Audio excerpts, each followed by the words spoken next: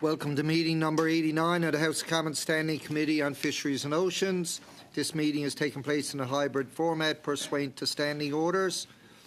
And just a reminder before we proceed, I simply want to remind members to be very careful when handling the earpieces, especially when your microphone or your neighbour's microphone is turned on. Earpieces placed too close to a microphone are one of the most common causes of sound feedback, which is extremely harmful to interpreters and causes serious injury. Pursuant to Standing Order 1082 and a motion adopted by the committee on January 18, 2022, the committee is resuming its study on illegal, unreported, unregulated fishing. For our first hour, joining us from the Canada Border Services Agency, we have Daniel Ensign, Director General, Intelligence and Investigations, and of course, accompanying him is Kathy Toxopius, Director General, Commercial Programs. Welcome to the committee. Mr. Ensign, you have up to 5 minutes for your opening statement. Thank you, Mr. Chair. Good morning. Dan Ensign, Director General of Intelligence Investigations within the Intelligence Enforcement Branch within the CBSA, and with me is Kathy, again, Toxopius, DG of Commercial Programs within the Commercial Trade Branch. Monsieur le Président, Mesdames et Messieurs les... Honourable Chairman, members of the committee, I appreciate the opportunity to contribute to the committee's study of illegal, unreported, unregulated fisheries and share with the committee the roles and responsibilities of the Canada Border Services, CBSA, in monitoring of fish and selected seafood imports and exports. The agency facilitates the flow of legitimate trade and enforces more than 100 laws and regulations that keep our country and Canadians safe. In terms of fish and seafood, the CBSA plays an indirect role by verifying that other government departments' requirements are met for seafood being imported and or exported from Canada, as well as administering the Customs Act. Exportation of fish, seafood products, and shellfish are established by the Canadian Food Inspection Agency, Fisheries and Oceans in Canada, and Environment and Climate Change Canada. The CBSA works closely with OGDs, these other government departments, to support them and ensure that fish and seafood importations and exports are compliant with the established policies. These activities primarily include verifying that any required license, permits, certificates, or other documentation required to import and export the goods to and from Canada are provided.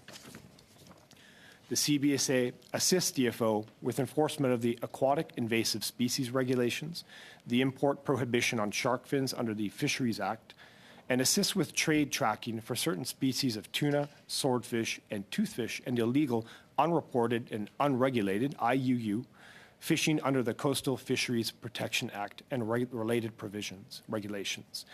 The CBSA also assists ECCC, Environment Canada, with the administration of the Wild Animal and Plant Protection and Regulation of International and Interprovincial Trade Act, or WAPRITA, which governs illegal wildlife trade, importation, and export of species protected by the Convention on International Trade in Endangered Species. The CBSA is responsible for ensuring that goods being imported to or exported from Canada are compliant with partner government agency program legislation and regulations. The CBSA's role is to enforce these acts and policies as they apply at Canadian border points of entry or exit. The agency fulfills this role by employing a layered and comprehensive risk-based approach, including assessing pre-arrival data, sharing intelligence, reviewing ongoing emerging threats, issuing targets and lookouts, conducting examinations and inspections where required, and seizing of detaining goods and issuing penalties for non-compliance. The CBSA regularly updates direction to frontline officers to manage the handling, interdiction, or release of at-risk goods. To increase compliance, the CBSA enforces an administrative monetary penalty system for contraventions to the governing legislation. Under this system, border officers may issue monetary penalties to importers and exporters who fail to provide true, accurate, and complete information in the import or export declarations. As a final point, the agency is continuously working to improve not only our relationship with our partners, but also our collective intelligence and enforcement capabilities, our operations, and we seek to build on lessons learned and our successes. This concludes my opening remarks. We're very happy to take any questions along with my colleague. Thank you, Mr. Hanson. We'll go right to questions now with Mr. Small for 6 minutes or less, please. Thank you, Mr. Chair, and thank you to the witnesses for coming out today and helping us out in this very important study. Mr. Hanson, do salmon require export permits in Canada? Well, specific to salmon, for any type of export, there is a certain amount of requirement to report what is being exported. Same apply to lobster? I'm not specifically aware of what all the different permit requirements are for each individual commodity or type of fish, but it's something that we could verify and stratify for the committee if required in writing. Same for eels or baby eels, I guess. Again, I think there are a variety of different layers of legislation and regulatory frameworks that apply to those different types of fish and fish products, anything that is harvested. And we do, again, have a variety of different compliance mechanisms in place that will require the surfacing of those types of information. Thank you. So I'm wondering if the Minister of Fisheries flagged to CBSA in this year that we have behind us here that illegal lobster or baby eels may be destined to be exported either by road or by air in the Maritimes. Did the Minister of Fisheries and Oceans flag that to your department? I cannot speak to whether or not the minister had informed our department. What I would say is that illegal, unreported, unregulated fishing is certainly an issue for the CBSA, and we ensure that we have compliance measures in place to find and to intervene where illegal exports are destined abroad. The variety of different export mechanisms or the different modes would require anything from road, there's air and marine commercial. And so we have officers that are specifically focused on ensuring there's compliance and that only legal products are destined for overseas. I cannot speak to any conversations that the minister may have had with any of our senior officials within the CBSA. However, I would state that it is something that we are very much attuned to, and we have a variety of different types of operational activities specifically designed to identify and intervene where illegal shipments destined abroad. So, say for example, if a tractor trailer load of lobster were to cross the border into Maine in August, would you check into that load of lobster, or could that just sail right on through there unchecked? Well, if you have anything to add, my colleague may have something to add, but for doing cross-border commercial shipments, there's a certain amount of reporting required that would be verified on export. In addition, Customs and Border Protection in the United States also have their own measures that they apply at the border to ensure that there are safe and legitimate exports. In a situation such as that you're identifying as a case study, there are various layers of law enforcement, regulatory measures that are in place that would hopefully have identified that beforehand. But it would be, illegal or unreported fishing, harvesting, and then export abroad is something that we do certainly try to catch. But that is one method that illicit actors may attempt to use to circumvent established procedures. However, paperwork is required at the border for export. So paperwork is required at the border. How many truckloads of lobster, semis or larger tractor trailer loads, cross the border in Maine this year? Do you know? If you don't know, you can submit that in writing. And also, what flags were raised by yourself, and if that was reported back to the Minister of Fisheries. And if you don't have that information, you could submit it in writing, please. Thanks, Mr. Chair. So we ensure that there is an enforcement layer and certainly compliance. We do not necessarily track the trade data. However, based on the systems that we have, we may be able to capture that information. And as you requested and as the committee requires, would commit to submit whatever we can to identify how many of the commercial motor vehicles may have been destined for the United States through main ports of exit. And then in terms of what flags, Mr. Chair, in a situation like that, if something had happened without our knowledge, then no flags would have been presented. However, we do have a fairly comprehensive targeting and intelligence programs that support the identification of illicit activities.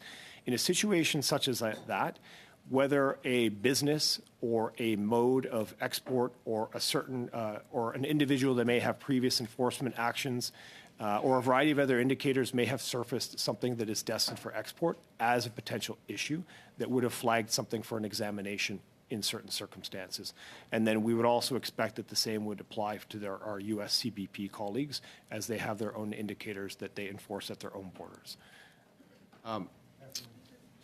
So we had a lot of reports of IUU baby eels being shipped from Nova Scotia this past spring. I'd like for you to submit to the committee in writing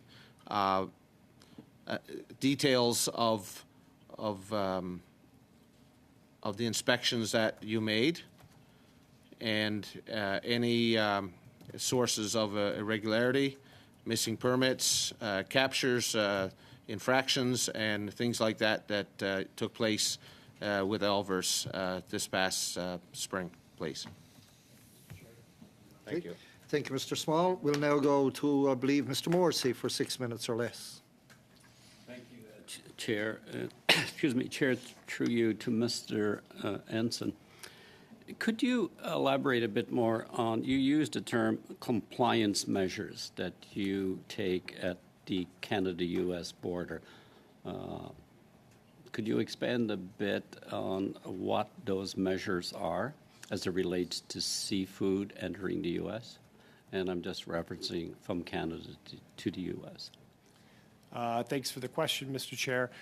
Specifically, just there's an amount of administrative reporting or permits that need to be sought for certain types of exports. The compliance measures are those that would surface all the types of information that are important to us. That lets us know what is coming from where, who achieved it, who harvested fish in this particular instance, and what their destination might be. And so that also allows us to verify what end use or destination countries, areas, regions, or ports for export they might be going to. So the compliance measures are a tool for us to enable our targeting program to ensure that there is the most amount of compliance and that they are and that actors are conforming to regulatory or legislative regimes and frameworks. Expand a bit on a targeting program.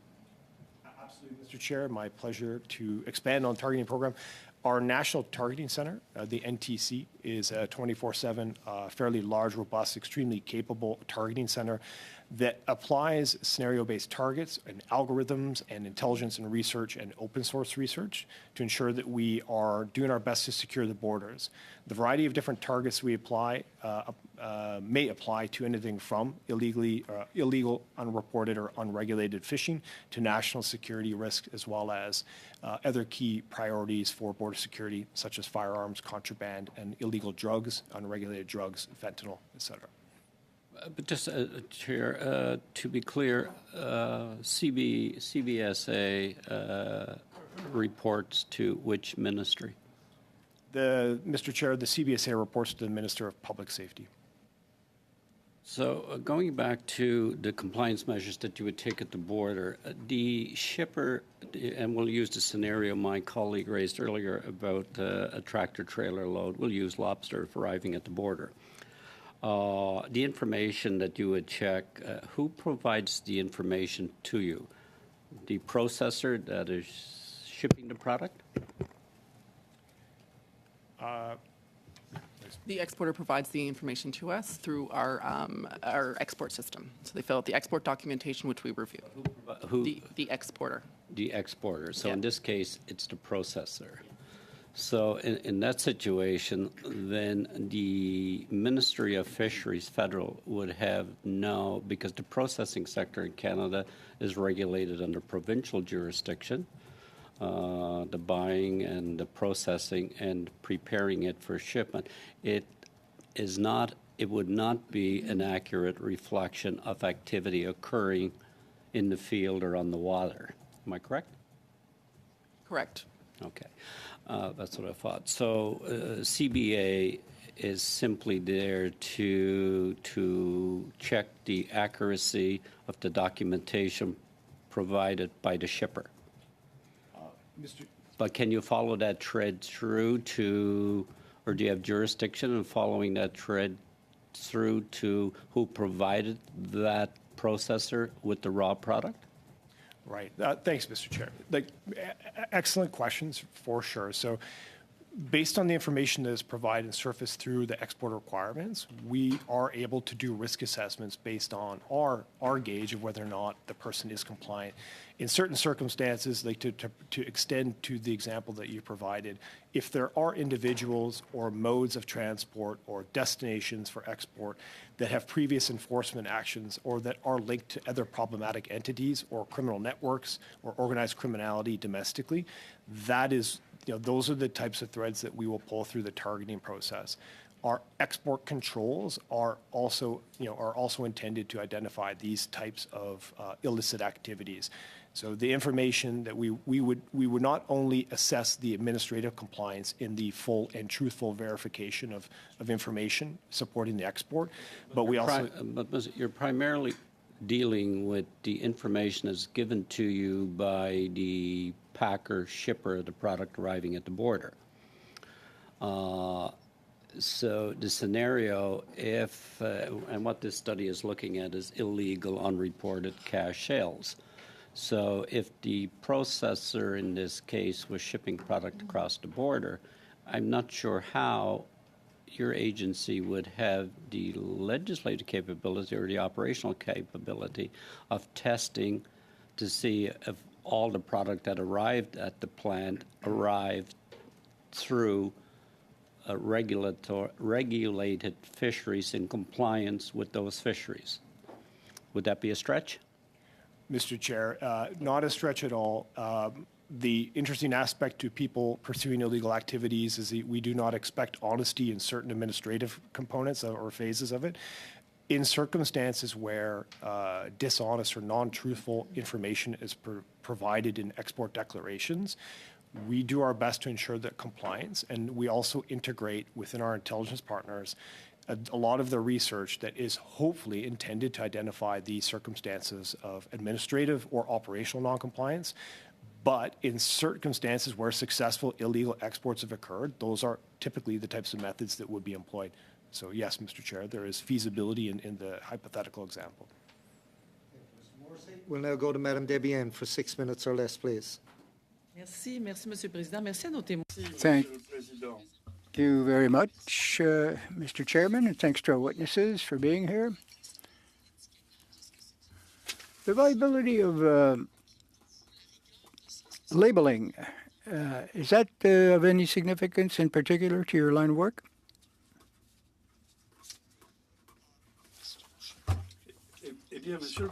With any further details on the types of label or the labeling that you reference, I mean, I could potentially provide a more comprehensive answer. The labeling within export declarations is very important. The labeling of goods for export is certainly important for export verifications that might be done by a CBSA or a Customs and Border Protection officer in the commercial motor vehicle stream, land ports of exit. So it is likely to be important, and it is certainly a feature. It just depends on what phase of export compliance or verification we're referencing. Thank you for the question.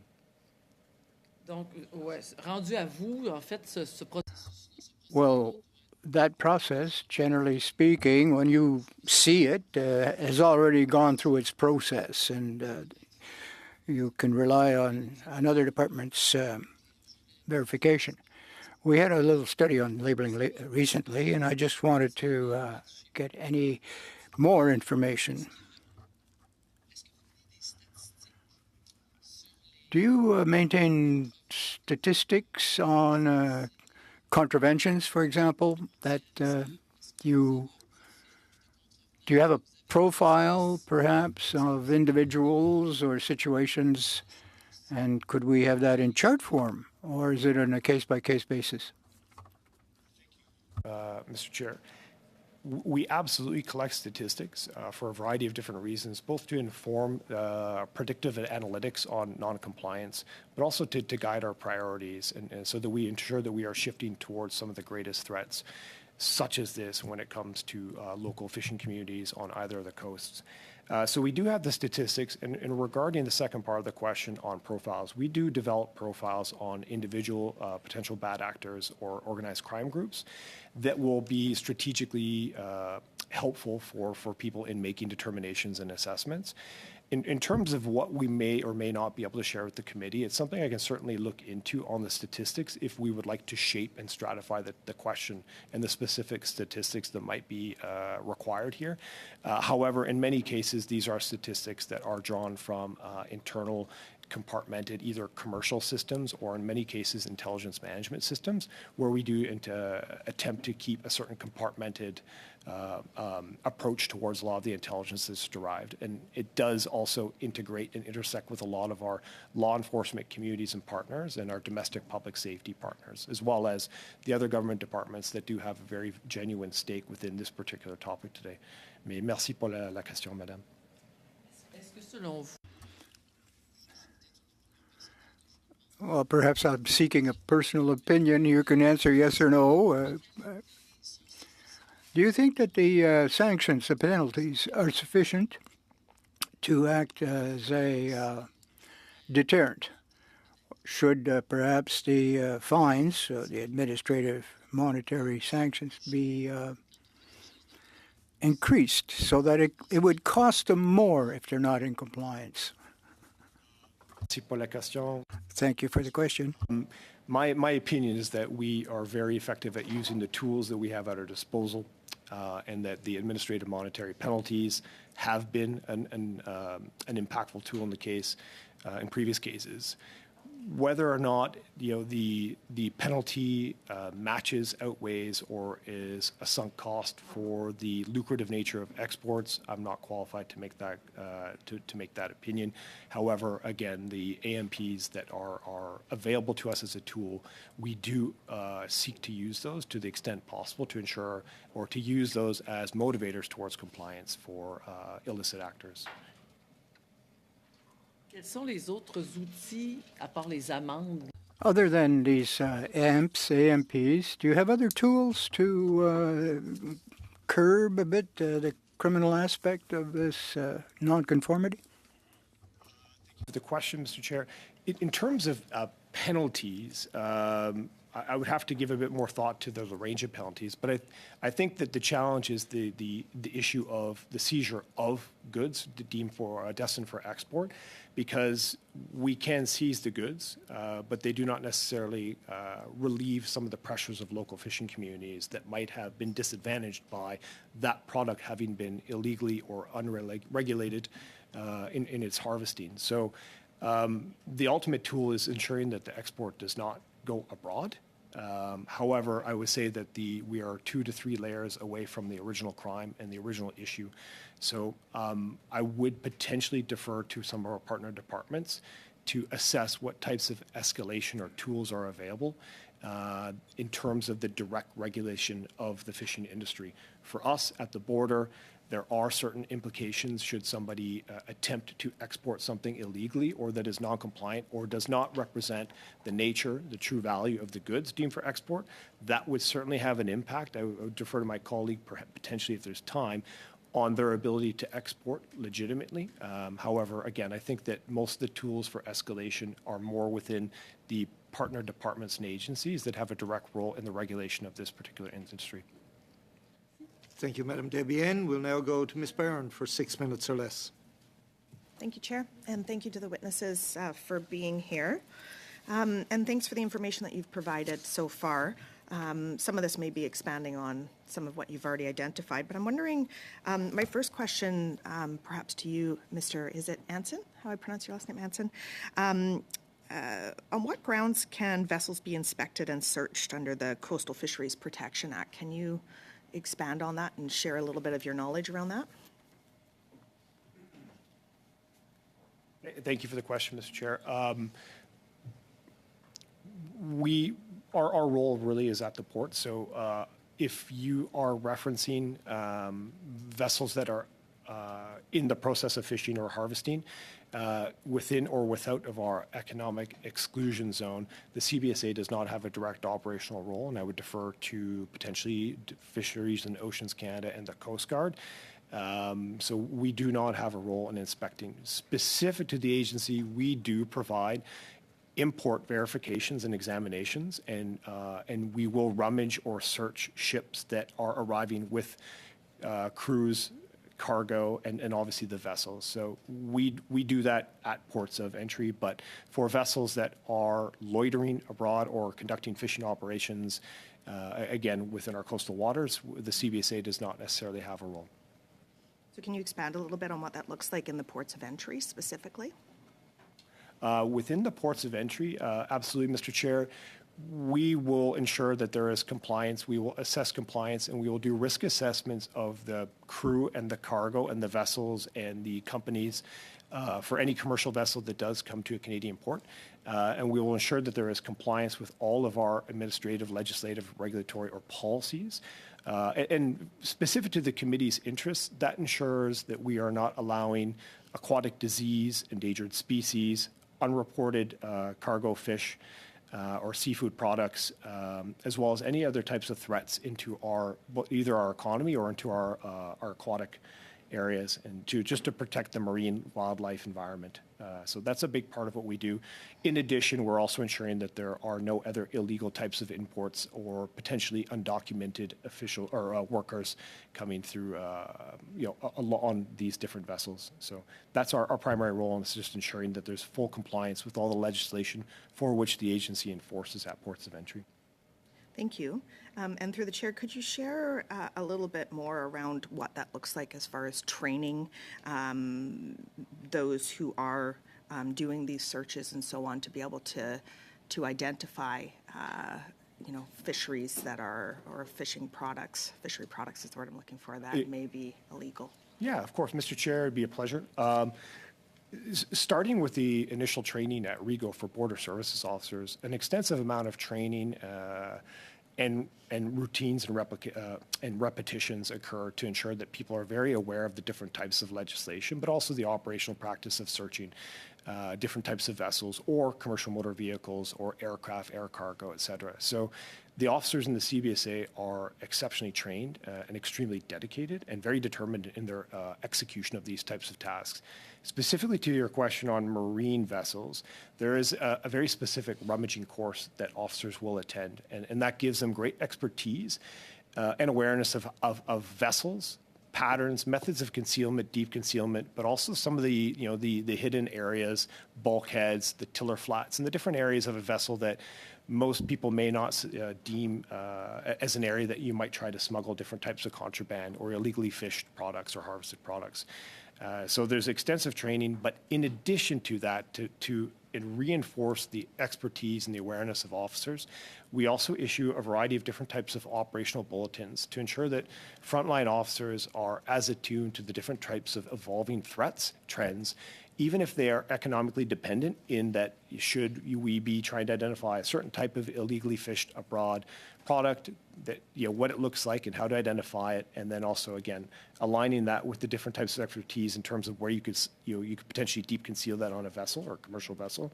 That's the different types of integrated training that we offer our officers. And again, I think that our officers are world class in that regard, and in many different regards. So BSOs are at the forefront of protecting our fisheries and oceans against different types of illegal, unregulated, or threatening products coming into our Canadian economy and wildlife.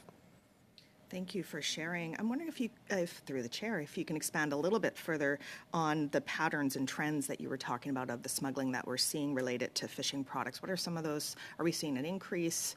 Can you share a little bit of that information? Mr. Chair, it would be a pleasure. I would say that in terms of compliance or any attempts to smuggle, contraband, fish, seafood, et cetera, into or out of Canada, so for import or export, there's not necessarily a high volume, and we have not noticed a significant threat of late. We have, and through our National Targeting Center, we run a variety of different types of targeting models that are very much designed to catch these types of illicit or nefarious activities. For the most part, those have largely surfaced administrative noncompliance. We have not noticed any real patterns of shipping or illegal shipping. In addition, we also enforce a variety of different partner department target requests. So that would be Canadian Food Inspection Agency or Fisheries and Oceans Canada requesting that the CBSA examine goods due for export or potentially for import. And in such cases, we are very, very diligent in quickly responding to partner department requests. And in those cases as well, we have not necessarily seen a pattern or trend. That does not necessarily negate the fact that the illegal, unregulated, or unreported fishing is occurring. However, at the ports of export, we would say that we're not necessarily noting a pattern or trend that is problematic. I would say the same thing for import, but that again, that requires the crossing of an international border and does not negate that this might be a local, municipal, or regional issue that is obviously affecting many of Canadians. Thank you, Ms. Barron. We'll now go to Mr. Arnold for 5 minutes or less, please. Thank you, Mr. Chair, and thank you to both witnesses for being here.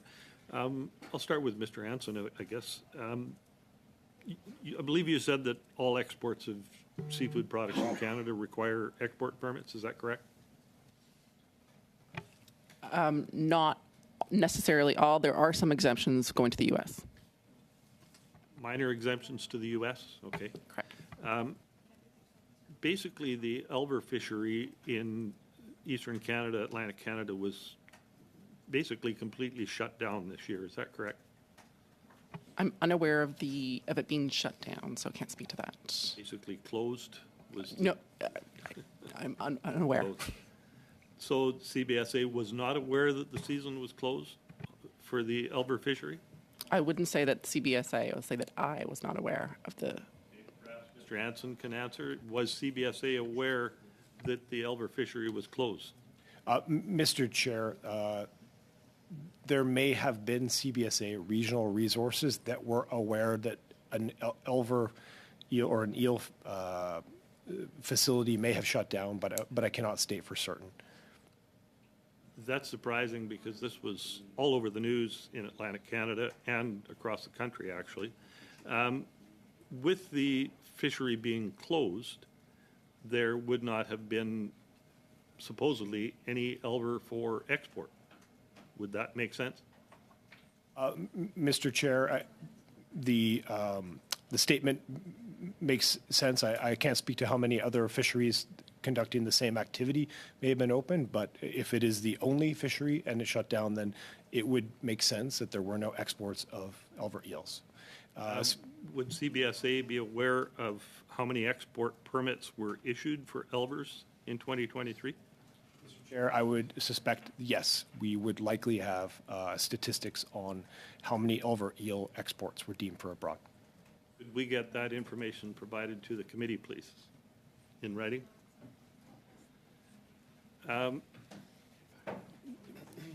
For either one of you, I guess, what revenue streams for the government would be impacted by the illegal or unauthorized exports of Canada's seafood? Mr. Chair, I would not be qualified to speak to all the different economic impacts other than it would have one, as well as a much more severe impact on municipal, regional interests as well. But I mean, all imports and exports do have an effect on our economy, but I wouldn't be able to stratify specifically the different types or aspects of the economy.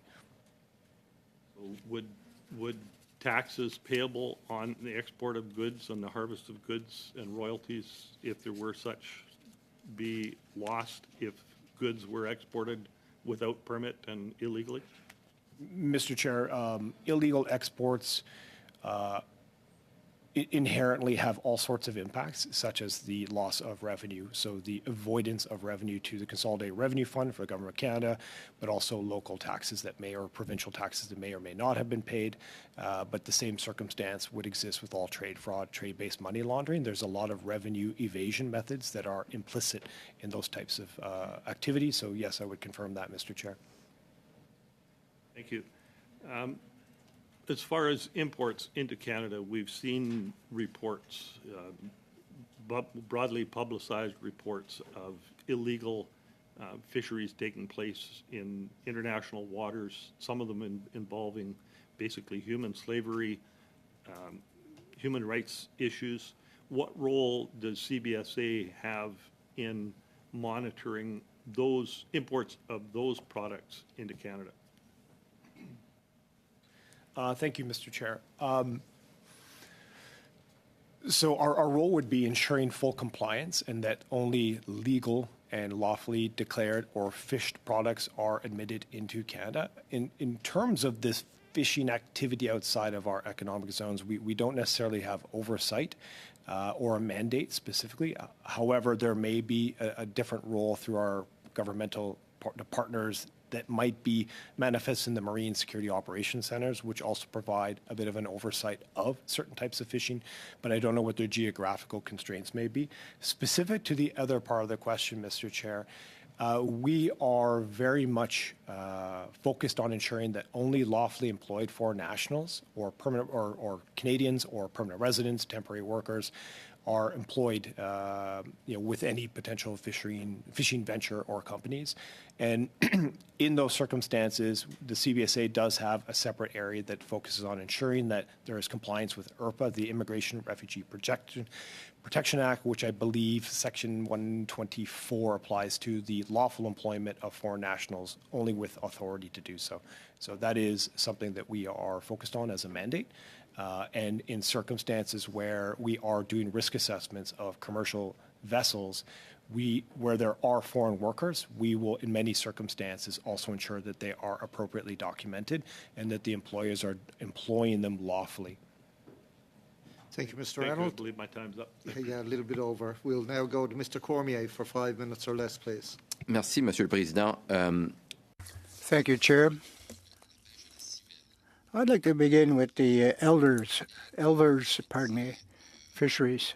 As my colleague noted earlier, this situation made the news both in Canada and abroad.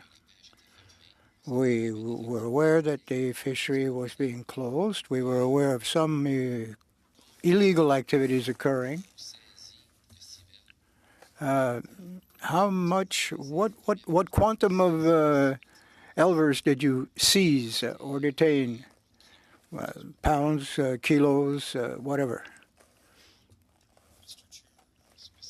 Monsieur le Président, en ce qui est Enforcement action that I recall without researching it. I can't speak to the volume of seized elver eels, but based on the fact that that was an official enforcement action, it's something we can certainly return to the committee with, should you wish to know the size, quantity to weight, or any of the details of that.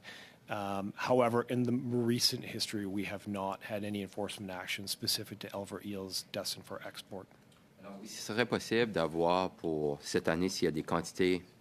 Well, could we have any idea of any volumes of this species that were seized this year?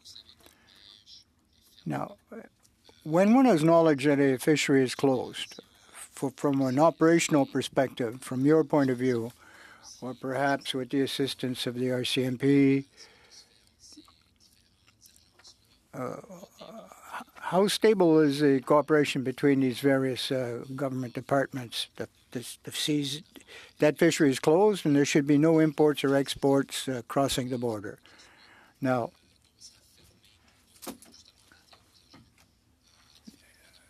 perhaps you should put out a bulletin to the people on the front line and the borders that they should be aware, sort of an alert to watch out for this. Thank you, Mr. Chair. That is something we can certainly look into. if the, I do not know how many fisheries are specifically focused on Elver eels. If there is only one source of legitimate harvesting of Elver eels and that fishery is closed, then it would make sense that there may not be any exports specific to that item, to that commodity. However, the other part of your question was specific to seizures for this year, and so we have not had any seizures of Elver eels this specific year. We have effected a variety of different examinations to ensure compliance and have not found anything that was illicit or destined abroad that had been harvested illegally or the result of unreported fishing. So just to make sure, the first question I asked, if you see some Elvers, and you said that you will get back to the committee with maybe some numbers, but now you just said that you didn't seize any this past season, or because those are shipped across this country, so it must be, shipped from some port of entry or whatsoever. So I will appreciate if we can have some numbers, if there's some that we'll see. So I'll get to my next question. So in the last couple of years, we see the exportation of our lobster and crabs that have enormous growth. Millions and millions of pounds of lobster, for example, are shipped from Moncton Airport. I think some from Halifax Airport also, mostly to China. Let's say that there's a plane that has $1 million pound on it, okay? That you see on the packing slip or whatever I recall it, the paper that, the fish plan will say there's $1 million in the shipment.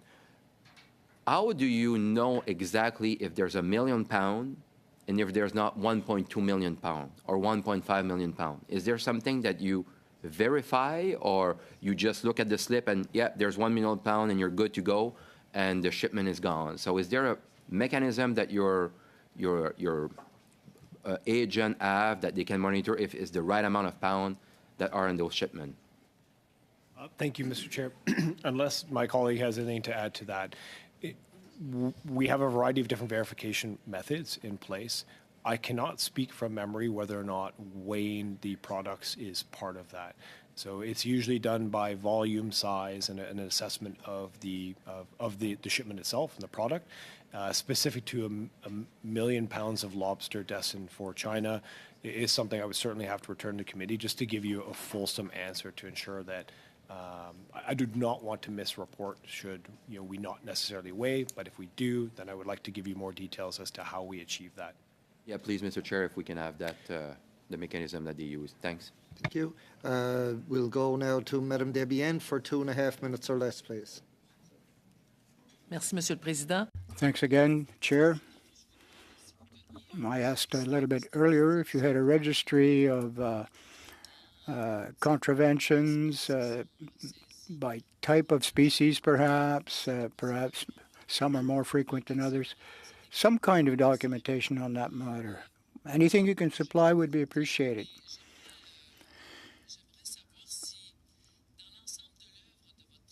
Now, within the scope of your work, what gaps might be identified and perhaps worked on? If you have any concerns, for example, are you short on staff? Are you short on vessels, technological tools? What could be done to increase your efforts at compliance, and how can we facilitate your job? Merci. The first and most important response is I believe that we do have the right tools, and we have some of the most well-trained officers of any nation. So I have a great degree of faith in what they do and how they achieve it. In terms of the different gaps, I mean, there are a variety of different noted gaps if you study this, the seafood industry, and it does apply to a variety of things. I'm not necessarily highlighting as a gap for the agency, but it is a resource intensive, to focus on Nova Scotia as an example, 13,300 kilometers of coastline. And so the prevalence of small boats conducting illegal fishing, as well as boats that do hover beyond our economic exclusion zone, are areas that we may or may not even have the ability to monitor, surveil, or in some cases have the authority to interdict. So there are a variety of gaps specific to the agency's tools, resources, and people. We have a sufficient amount of resources applied towards the task, commensurate with the level of priority that this is for the agency. But I suspect that when you are dealing with the tactical level on where the actual fishing and harvesting is occurring, those gaps would likely require a significant amount of resources and people and surveillance, and the ability to interdict with small boats. It's very difficult to have a culture of compliance, as well as to monitor a wide variety of very intensive offshore activities. So those gaps are quite inherent. But I would also defer to a lot of our partner agencies and police of jurisdiction, who likely are more qualified to speak to what their gaps are in the identification of illegal fishing. Issues like this, we have a variety of different projects and different working groups where we do focus on this particular threat stream. We work very hand in hand with all of our partner agencies. To continue on the example of the Marine Security Operations Center, we have RCMP, Fisheries and Oceans, Coast Guard, and a variety of other partners there. So we do work together, and that facilitates a lot of information sharing, but most importantly, awareness of what the different regional challenges are. So we are well equipped, and we have been successful in achieving a lot of targets and lookouts and examinations on behalf of the departments and agencies who hold the legislation that we enforce. But again, I would suspect that maybe some of the more regional operational teams might have a more qualified opinion or response. Mais merci pour la question encore. Okay, thank you, Madam Debienne. We'll now go to Ms. Barron for 2.5 minutes, please. Thank you, Chair. I'll continue on my questions to Mr. Anson. Just following some of what you were just discussing around many partners working together, some of the regional challenges, you mentioned that you felt well equipped. Can you speak a little bit through the chair about any challenges that you are seeing? I know often in these large systems, when we have many different departments working in different areas, sometimes there can be a breakdown in communication, or sometimes there could be challenges in getting information in a timely manner between one department to the other. Are you experiencing any of those challenges? What are some improvements that you can see that could happen to have people working together in a really timely manner to address the bigger issues that we're seeing around illegal, unregulated, and unreported fishing? Thank you, Mr. Chair, for the question. I'm very, very content with the system that we do have. So the National Targeting Center serves as a central node for a lot of the departments and agencies that hold the legislation. And so that gives a lot of our partners a direct line to the people that will coordinate and effect a target examination. So that is one success. An additional layer of success would be that we have tremendous interoperability with our domestic partners on security intelligence. And so we do share information. We have mechanisms in place that allow us to, with authority, share intel or information that can see either a domestic enforcement action or potentially an action at the border for an examination, and potentially the interdiction and seizure of goods. The last thing I would add to that, in terms of just maybe elucidating some of the successes here, is those Marine Security Operations Centers are very much designed to allow us to sit alongside the people that do have a vested and regional interest in the security and the compliance and ensuring that illegal and unreported fishing does not occur. So we have a variety of different methods where we can very quickly and almost real time provide a response on behalf of the agency, where an officer will respond to, for example, a CFIA target, where they want an examination to ensure that there are certain goods are not coming into or leaving Canada illegally, or into Canada that might pose a threat to our ecosystems. So those are really great systems in place. And again, like, just to go back to the National Targeting Center, just a very high performing area and full of targeting officers that take this very seriously. And a lot of them have a lot of regional roots in some of these communities and locations. And so in addition to their professional dedication, there is an enhanced motivation to ensure compliance. So those are the successes. In terms of the gaps, I mean, other than the implicit ones, are the ones we discussed in terms of the identification of illegal fishing, I couldn't necessarily expand. Thank you, Ms. Barron. We'll now go to Mr. Bragdon for 5 minutes or less, please. That's Mr. Small. Okay, Mr. Small, you're up for Hard ticket, 5 Mr. minutes. Chair, isn't he? Yes. So, thank you, Mr. Chair. Mr. Hanson, or Mr. Anstey, Sanufi, the Newfoundland, Hanson is Anson. The A and the H. Hey, Mr. Chair. So, in your preamble, you highlighted that CBSA facilitates the flow of legitimate products and assists DFO in controlling of coastal IUU fisheries. So, if a member of the public has suspicions about IUU fish exporting, is there a means for that member of the public to report these suspicions to you? Mr. Chair, in that circumstance, it would likely apply to police of jurisdiction. So depending on the locale, whether it's the Royal Newfoundland Constabulary or the RCMP, there would be law enforcement that would likely receive those tips. In addition, specific to the CBSA, however, again, this is several layers away from where the offense may be occurring. We also have our own tip line within our Border Operations Center that would allow us to be in a position to respond to any tips that might be specific to exports. However, where there is, illegal fishing, unregulated, unreported, occurring locally, it would very much defer to the police of jurisdiction, who I imagine have that type of system in place. Yes. Thank you, but I was getting at the export side of it, not the capturing of the fish. Can you give the committee a brief explanation of the step-by-step process that would be followed following the receipt from the public of suspicious exporting activities for IUU fisheries products? Mr. Chair, thank you. We do have a variety. So it also turns out that we do have a specific 1-888 number that is available online as well that people can report these types of activities to. Our interest not only lies in the export of specific product or shipments, but also the networks behind it. So where there is particularly networked or organized criminality behind this, that's very much where we focus, because attacking the networks or the crime behind the event is much more going to the root of the issue. And that is part of the reason why I also mentioned the utility and the efficiency of working very much hand in hand with our police of jurisdiction partners, because in those circumstances where there is a lawful requirement to share, we will transfer that information, report it to us, whether we have the mandate and authority or not. We will ensure that it gets into the right hands of law enforcement agencies so that there can be an action, or potentially in this case, might even be either criminal code or it might be regulatory noncompliance. So have you ever intercepted suspicious fish products that you might have thought might be IUU and reported it to another agency and been instructed on whether to act or not act or turn a blind eye? Do you think that could be happening? Mr. Chair, I don't. We would not turn a blind eye. That is the one certitude I would state following that. However, I do not have a full list of all enforcement actions on suspected illegal exports of fish or seafood products. However, that is something that we could certainly verify.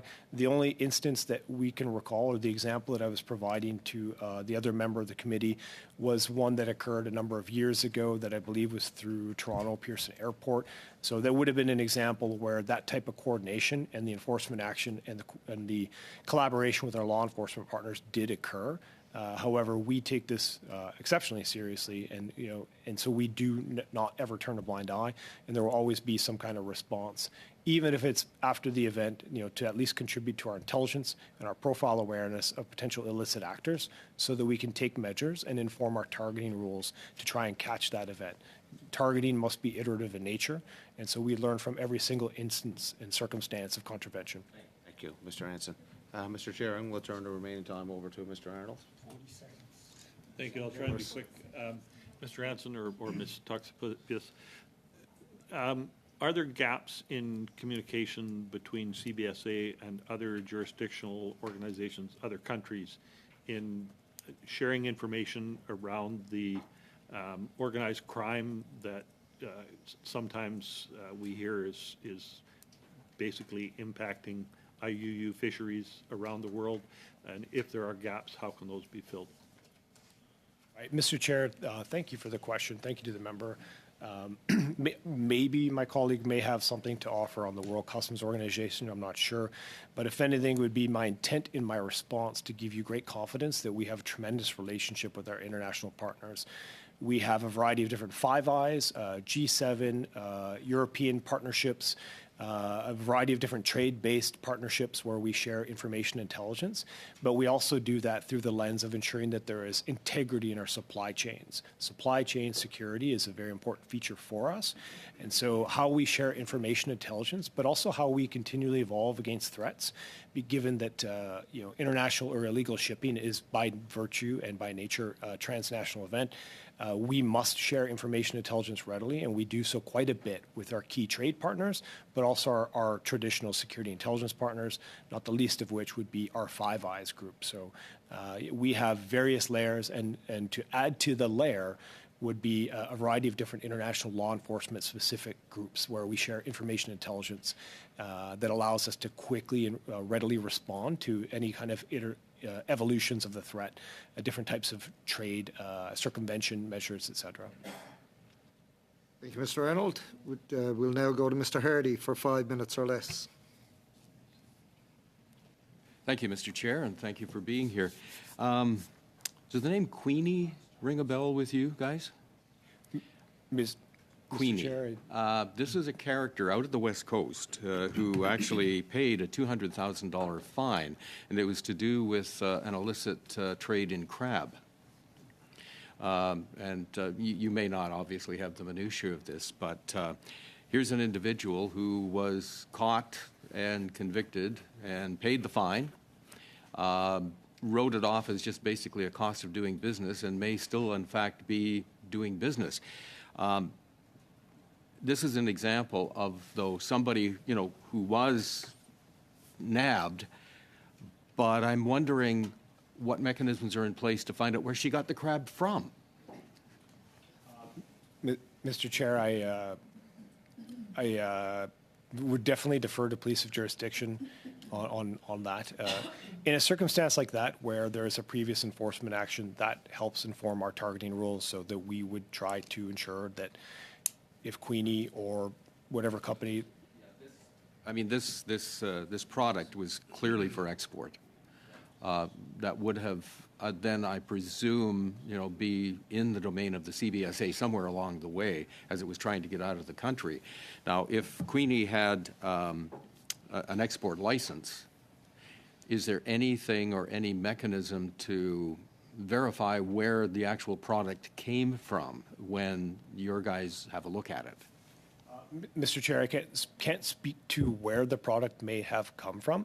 However, there would certainly be an enhanced approach to any exports of a person that had been noted as previously contravening or subject to previous enforcement action. So that would be an instance or a circumstance where we would flag something that was destined for export and likely verify or examine the goods to ensure full compliance. Specific to where the individual was fishing or where they may have obtained or harvested the product, that's very much a local thing. So we would not have officers that are verifying that. I would defer to partner departments and agencies that have a vested. Of course, that these are pretty crafty people. Queenie's name, or whatever her real name is, Queenie's a nickname, probably wouldn't appear on an export license now until what freezes over, simply because she's been nabbed. What about dark vessels? We heard a little bit about that last night in the context of Canada's Indo-Pacific strategy. They're out there. There's no transponders. There's no nothing. Do we have a mechanism to identify these vessels? If they put into port, is there anything we can do about that? Thank you, Mr. Chair. Specific to dark vessels and the mechanisms in place, I don't want to get too much into details. I'm happy to expand a bit more after the committee or in camera.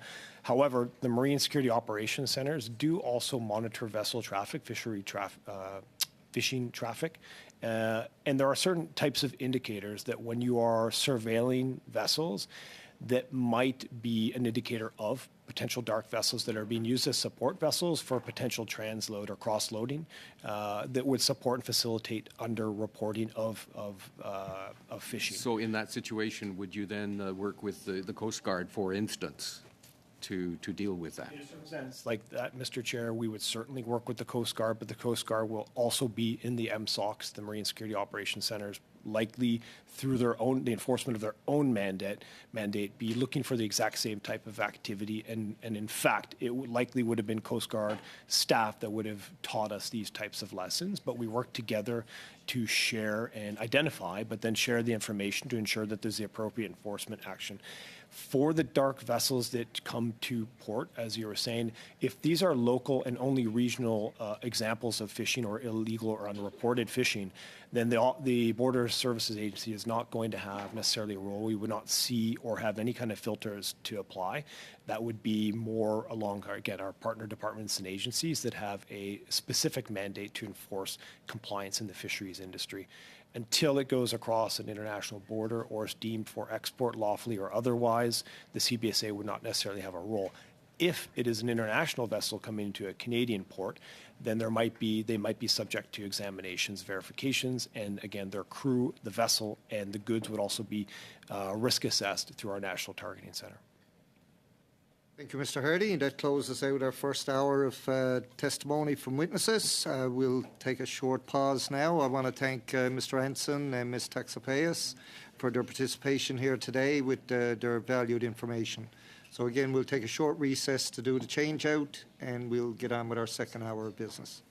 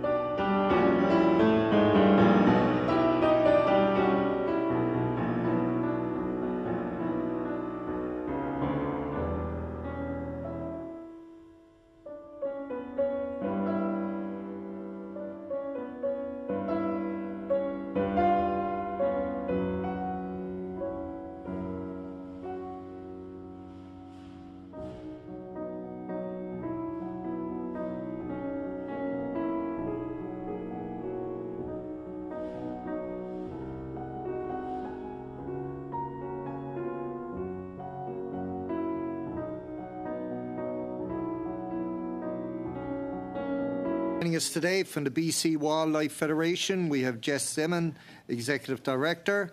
Mr. Zeman, you have up to 5 minutes for your opening statement. You're on.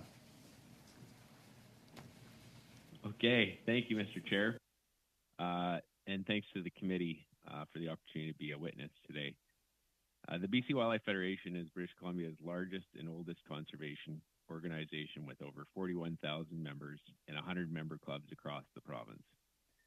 Our clubs and members spend hundreds of thousands of volunteer hours and dollars conducting wetland and fish habitat restoration across the province, as well as advocating for legislative, regulatory, and policy changes to support a future that includes healthy watersheds and vibrant fish populations.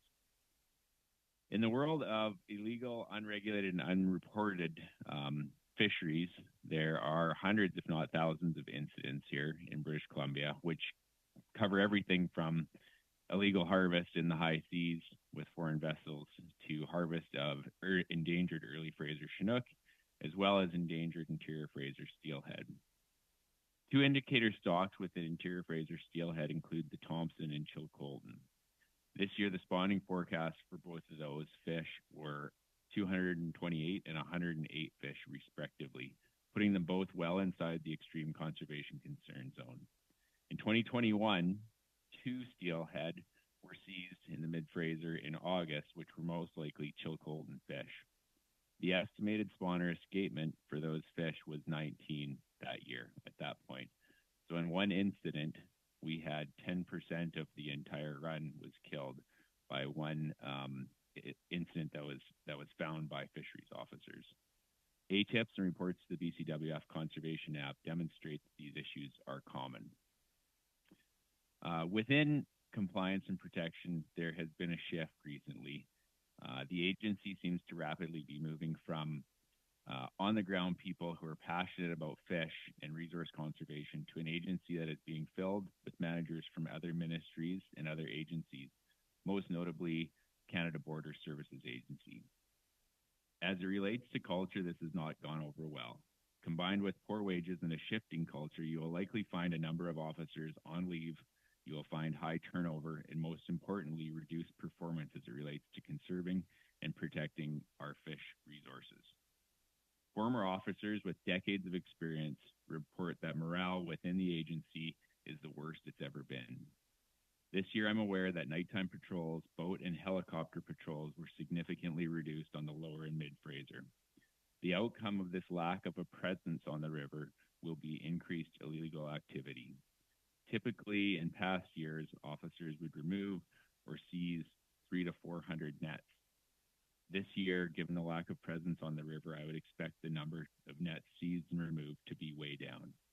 The narrative out of compliance and enforcement would likely be that compliance has improved, but I believe what you will find is this is a self-fulfilling prophecy.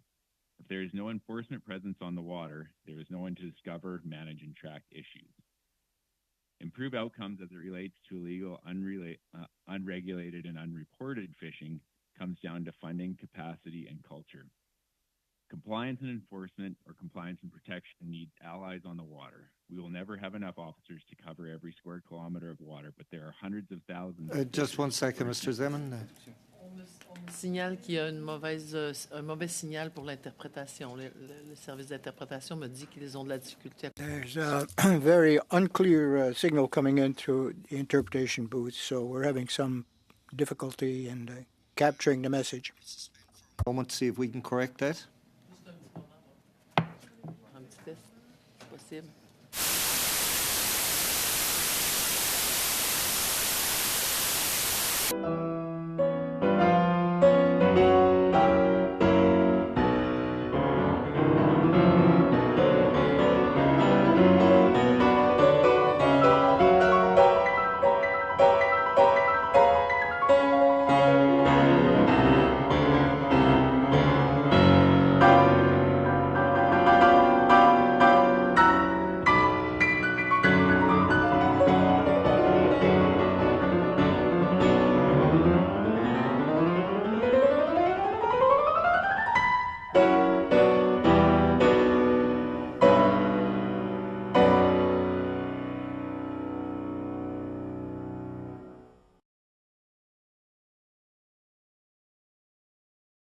I'll speak more slowly. So we were talking about the hundreds of thousands of eyes and ears from First Nations to commercial to Canadian anglers who believe that they can help identify and report infractions. I'll just give you one example as it relates to these challenges around capacity. In the world of reporting fisheries infractions, DFO offloaded its observe, record, report line to a third party years ago. BCWF members found it nearly impossible to get in touch with DFO officers or even the operators at the observe, report, record line to report infractions, often only being able to leave a voicemail, hoping someone would return their call. In our conversations with DFO biologists, it turns out that they had the same result. They could not get through the observe, report, record line to report infractions. As a result, the BCWF created a conservation app which allows reporting of infractions via your smartphone. When we went to implement the app, we experienced significant adversity from DFO. The issue being that compliance and protection knew they could not meet public expectations. Well, times have changed, and so has our relationship with compliance and protection. Adoption has been improved. I will leave you with the thought that Canada's Compliance and Protection Agency did not want the public to have the ability to report infractions on their smartphone because it did not have the capacity to deal with those reports. I believe that the committee has a number of questions to ask DFO Compliance and Protection around historical data related to officers on leave, turnover, the number and dates of night patrols, helicopter and boat patrols on both the lower and mid-Fraser River.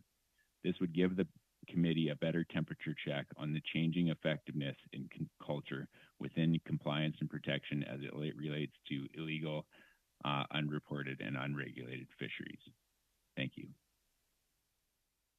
Thank you, Mr. Zeman. Before we move on to questions, I just want to remind the committee that before we finish today, we have to do one item of committee business, so we'll have to go in camera. We'll have to leave time to do that at the end, just to let you know. We'll now go to Mr. Small for 6 minutes or less, please, for questions. Thank you, Mr. Chair, and thank you, Mr. Zeman, for being a part of this very important study. And I know it's important to yourself as well as it is to us. Mr. Zeman, is it a widely held belief that there's a significant IUU fishery for salmon on the Fraser River and in other areas or rivers in British Columbia? The answer to that is yes. We definitely have experienced a number of reports through the conservation app and through ATIP as it relates to IUU fisheries.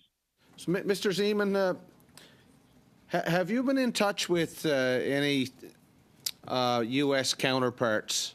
And do you have an idea of how the enforcement, the CMP in the United States is working? And do you have some idea of how you'd rate Canada's efforts compared to similar efforts for similar infractions in the United States?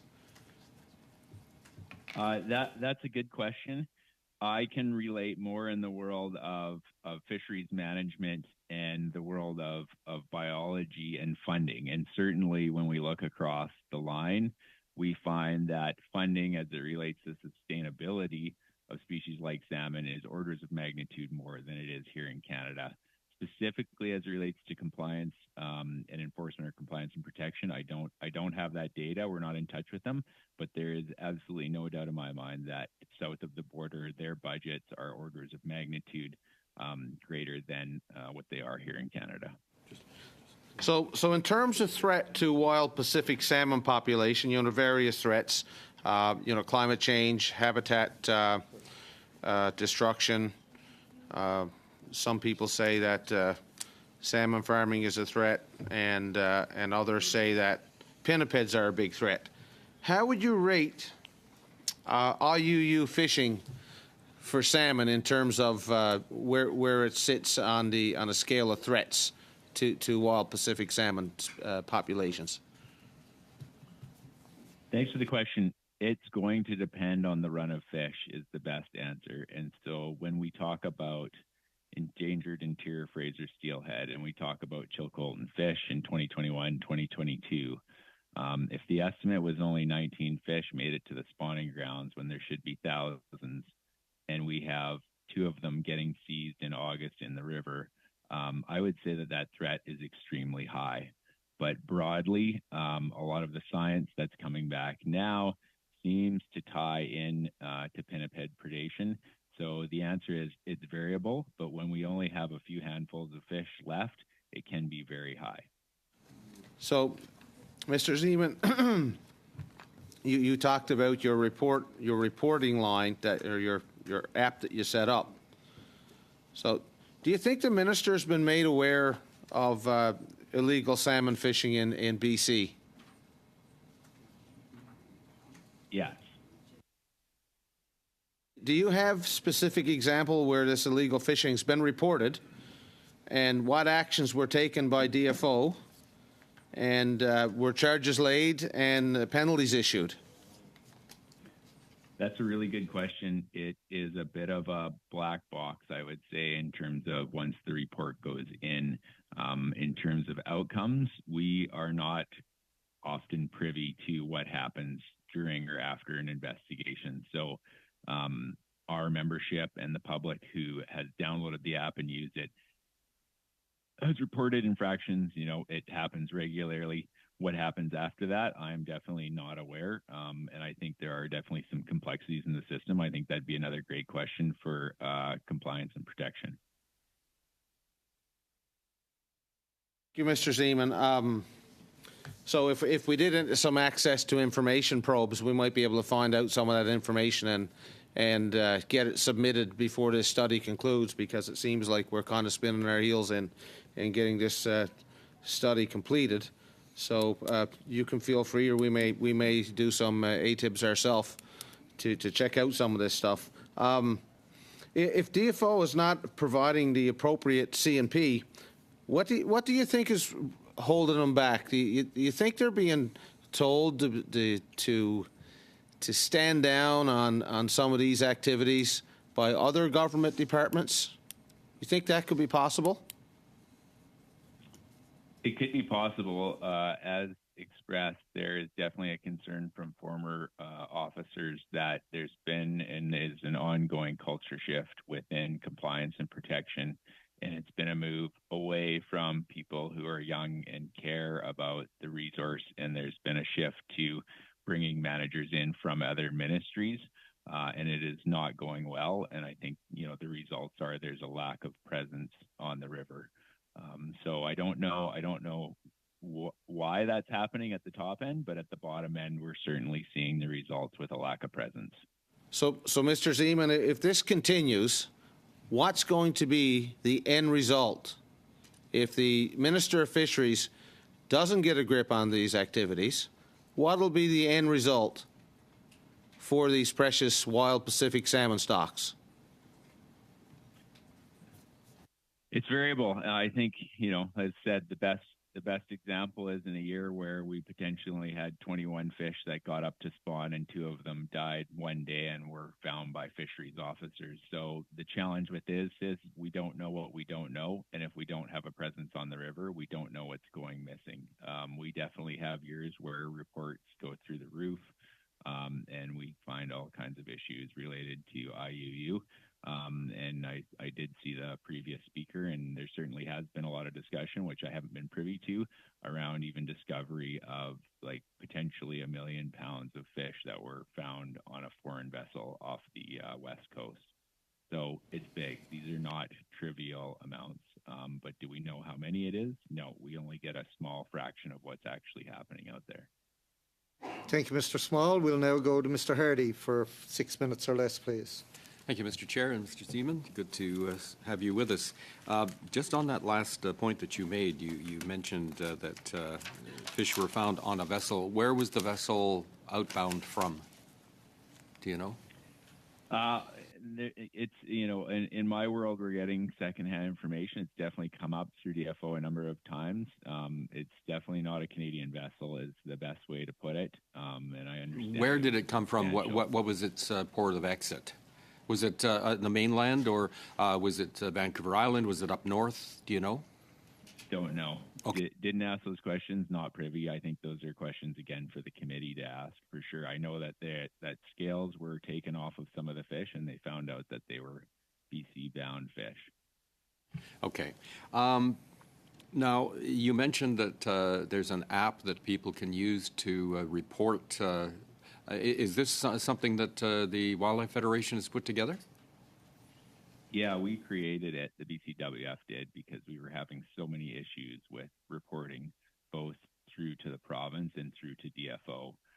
As said, DFO, to report an infraction, it goes through what's called the Observe, Record, Report line, which I understand, at least before, was being operated by commissionaires, not by DFO. And that line, most of the time, went to voicemail. And if you were lucky, you would get someone on the line to report it. And so as a result, we created an app that would allow people to automatically report infractions that go directly to the agency, so that I guess both the public has a record then, and of course with the smartphone it has GPS. There's a whole bunch of advantages, but it's really interesting that an ENGO or a conservation group is creating these tools for the public to report infractions. One would think that that would be the responsibility of both the province of British Columbia and the government of Canada. Okay, I have limited time for questions, but your app, can you give us statistics on how many times it's been used, say, in the last year? You can provide that in writing if it's available. Sure. And I could get my staff to look that up, and I can get it sent to the committee. And so you have an app. You say there's other apps out there doing the same thing? There are not other apps. No. Now, years ago, and I'm talking about quite a number of years ago, there was an item in the newspaper that the BC Park Service, which used to have inspectors and enforcement officers, cut things back, and there was one officer for the entire province. Does that position even exist anymore, or is the province actually not engaged at all in this issue?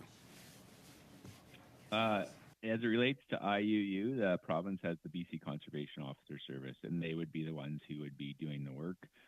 Very different culture and workflow. Again, I think in our world of taking care of our fish, wildlife, and habitat resources, from our perspective, there are not enough people, and there never are enough people. But the Conservation Officer Service does have staff. They are not experiencing the same cultural issues that compliance and protection are right now. And to be quite frank, it would not surprise me to see some DFO compliance and protection officers go to the Conservation Officer Service. Fair enough.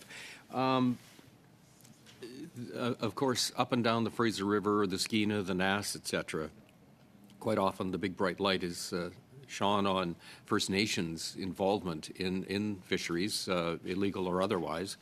Do you think that, when enforcement comes around, are there uncertainties, a lack of clarity in UNDRIP, in, the fishing rights, the Indigenous rights that are applied?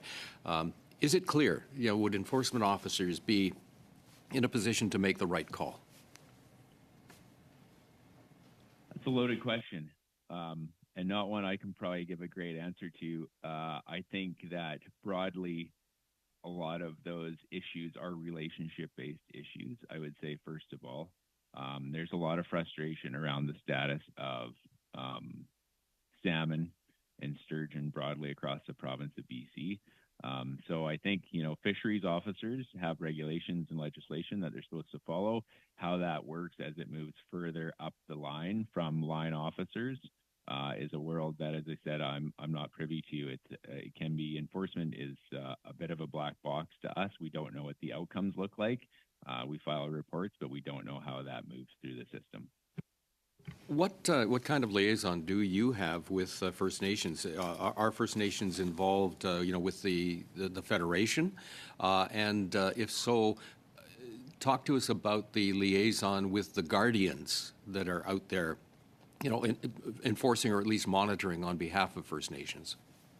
Yeah, certainly. The Federation, I think this year we've partnered, since 2021, we've partnered with over 49 First Nations, delivering about $10 million worth of projects. We have also provided guardian training to some of the communities across the province. So we have a number of existing relationships, not with all of the communities or all of the nations. I think a lot of this world is understanding and appreciation. We just had Chief Bob Chamberlain at the Sport Fishing Institute on the weekend talking about harvest reporting and harvest management. I think a lot of this is really about relationships and moving forward in a positive path. Half of this issue is around sustainability of salmon and trying to get back what we had, and the other half is working out some historical issues. So we're working on it is the best answer, and we do have partnerships with a number of nations across the province. Thank you, Mr. Hardy. We'll now go to Madame Debienne for 6 minutes or less, please. Merci, Monsieur le Président. Thank you, Chair. Now, I know this is a Pacific Coast issue, so I'll ask a question, and then I'll leave the floor to Ms. Marin.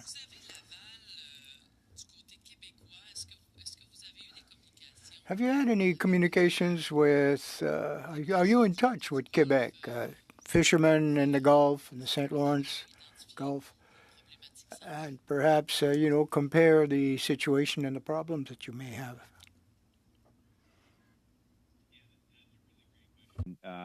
As the BC Wildlife Federation, we're also a member of the Canadian Wildlife Federation. And so all of the wildlife federations from one end of the country to the other meet pretty regularly. We've actually had, I think, 2 in-person meetings this year. And the frustration is shared. The species are different. The types of fishing is different. But I think, there's a shared frustration in terms of funding. And I think mostly about outcomes. And moving DFO to an outcome-based organization in the sense that we really need to focus on restoring our fish, whether it's codfish on the East Coast or salmon on the West Coast. So there's a shared frustration. The issues at a high level are often very similar. At a low level, the fishing opportunities and the fish are different. Si les poissons sont différents.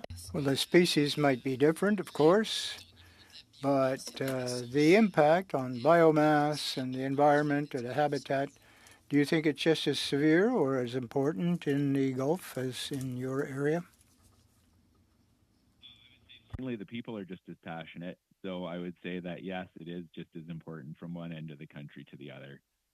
Again, it's, moving DFO to an outcome-based agency, I think is really could be an important goal for this committee in terms of delivering things on the ground. We all know that we have issues with sustainability. The question is, how do we change that? More years of planning, more years of policy, more years of process has not and will not change that. We need to start getting on to some policy, pulling some levers as it relates to sustainability. Donc, protéger la pêche et... So protect the fishery and protect fishing as a craft. Yep, those are worthy goals. Cède mon temps, Monsieur le Président, à Madame Barron.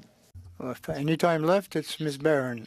For 9 minutes total. Excellent. Thank you so much to my colleague for providing me with extra time, as I have lots of questions. And welcome again, Mr. Zeman, to our committee. I'm happy that you're here to be able to provide us with your wealth of knowledge and experience. I guess some of the first questions I want to ask about, when I'm reading the article that you made available on the BCWF website,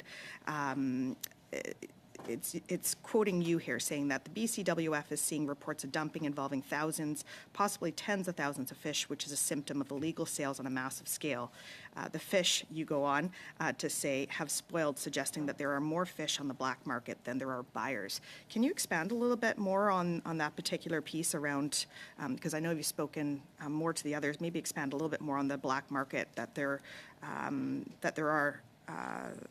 there's more fish on the black market than there are buyers? Yeah, I think that's just a function of if you are obtaining a fish and looking to sell it, and you can't get it moved quick enough, and it spoils, and it ends up being dumped, and so that is a symptom of a challenge that I understand goes back for quite a long time, and it's certainly, when we've talked about it with some of our partners in the Lower Fraser, no one condones that. No one thinks it's acceptable. But it sure seems like there is definitely kind of an underground black market around sales of fish. And certainly there was also some media about a sturgeon that was caught and taken away in a vehicle that was on Global News a few years ago. So it sure seems like there's a black market. There's been lots of discussion I heard in committee about some issues around crabbing, salmon, halibut. The reality is it's happening, and we are probably catching very few of the individuals involved. Thank you. Can you add a little bit more around what you were suggesting in your article around the fact that when fish are on the black market, they haven't been inspected, they haven't been properly stored? I should rephrase that we don't know if they've been properly stored, which can lead to increases of foodborne illness. Is this something that you're hearing of or seeing in your day-to-day? No, it's really that's messaging out to the public and people who are potentially buyers to recognize that sustainable fisheries have ways of managing the fish so that you end up with a quality product.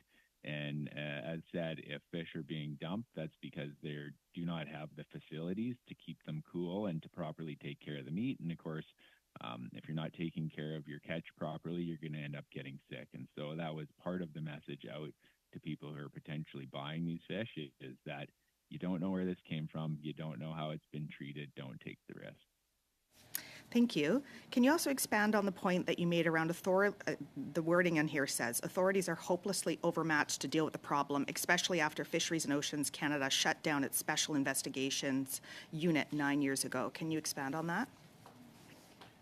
Yeah, this is a matter of prioritization, and we quite often find that our priorities don't necessarily align with the priorities of compliance and protection, as I stated earlier here, around patrols or even the priorities of DFO. And so, if this is a big issue and it's important to the Government of Canada, we need to resource it. And by disbanding things like the SIU, the signal that we get as Canadians and as a group that cares deeply about these fish is that this is not important to the Government of Canada. So it's a matter of focus and figuring out what the priorities are and resourcing them. And it just feels right now, as it relates to IUU, and certainly around the culture shift in DFO, that compliance and protection does not seem to be a priority. A final point that I wanted to ask for clarification in the article that I was looking out on here, which was really well done, I might add. But you were talking about the importance of addressing poaching requiring significant resources. Can you expand on that a little bit more? Yeah, when it's the same in the rest of our lives. When people engage in illegal activities, they try not to get caught, and so just like criminals in other parts of our society, often things happen at night under the cover of darkness. And so again, if compliance and protection is reducing the number of night patrols, of helicopter patrols, of boat patrols, you're only catching a fraction of the incidents. And if you don't have a presence on the river or on the ocean, you're going to catch even fewer of them. So it comes down again to priorities, and if we're not resourcing these things or we're cutting back on them, we're not going to catch people who are out engaging in illegal activity. Thank you. The other question I had around, I think it would be good for us to bring into this discussion the importance of wild Pacific salmon as a keystone species. I'm not sure if it's general knowledge, the importance of wild Pacific salmon, not just in our marine ecosystems, but the entire environmental ecosystems, the importance of wild Pacific salmon to coastal communities, to Indigenous rights, food security. I'm wondering if you could speak a little bit around the importance of wild Pacific salmon, but also around the key piece here being the prevention of illegal sales of wild Pacific salmon. Yeah, it's a challenging, but it's a slightly challenging question to answer. But in one sense, if we raise the value, the social value of species like salmon, and there's broad awareness that comes out of compliance and protection in terms of how important these are to Canadians, to First Nations, how we take care of them. Education is probably the best approach, or the first best approach. And so, we always talk about this: an ounce of prevention is worth a pound of cure. Raising the profile of wild salmon, having compliance and protection out, talking to the public, talking to First Nations about how we work together and how we take care of salmon in perpetuity, I think is a really important and missing piece. That is something that the province of BC does through the Conservation Officer Service. And it's, outreach is going to be really important moving forward as we kind of shift more to this urban kind of environment where people aren't exposed to salmon or these sustainability issues. Oh, 2 more minutes, great. So in relation to the prevention, we know that we're seeing the impacts on wild Pacific salmon of the climate crisis, that we're experiencing warming waters, we're seeing, droughts and flooding, so many ways that we are seeing the impacts of the climate crisis impacting wild Pacific salmon. But in addition to that, we have further barriers and challenges for wild Pacific salmon when we see overfishing, illegal fishing, open net fish farms, as another example. I'm wondering if you can share with us your thoughts around the importance of us taking the dwindling stocks that we're seeing of wild Pacific salmon seriously and doing all that we can to reduce the barriers and challenges that are being experienced by wild Pacific salmon. Sure. Yeah, I think this is a tough one, but we deal with this with endangered caribou. We're getting to a point with a number of fish populations, Interior Fraser's Jalid, early Chinook, where I think in this world we're always looking for a silver bullet and one thing that we can do that will change the outcome. The reality is it's not one thing. We can't just pull one lever and expect wild salmon to all of a sudden bounce back. So we have in river water condition. Water flows in the summertime. We have pinniped predation. We have salmon farms. There are cases of overfishing. So, when you get down to small numbers, you can have stochastic events that literally just wipe out what remains. When we have 21 fish in a river, it's very easy for all 21 of those to just disappear. Our learning in the world of caribou is that you need to pull all of the available levers and you need to pull them hard. So we are definitely approaching a time where we can't talk about pulling one lever or another, or just removing some fish farms in the Broughton, or just spending some money in the Thompson River or the Nicola River. It has to be broad-based. We have to pull multiple levers, and then we need to use the science that we have to adapt and understand which levers work. I really, I know we all want to be in a world where we can do one thing and it'll magically fix the problem, but we are not in those times right now. We're in times where we need to start pulling multiple levers, figuring out what works, and continuing on with it. Thank you, Ms. Barron. Even though you had a little over 9 minutes, you did go over a little bit, but we'll excuse you for that. We'll now go to Mr. Arnold for 5 minutes or less. Thank you, Chair, and welcome, Mr. Zeman. Mr. Zeman, going back a number of years ago to when I used to sit on sport fish advisory boards where DFO would present data to members of the public, basically, to create advice on open seasons or opening of fisheries. DFO members at that time reported that they had to account for basically IUU harvest in the calculation of escapements. Is that still the case? Do you know? I believe the BCWF has members that sit on the sport fish advisory boards.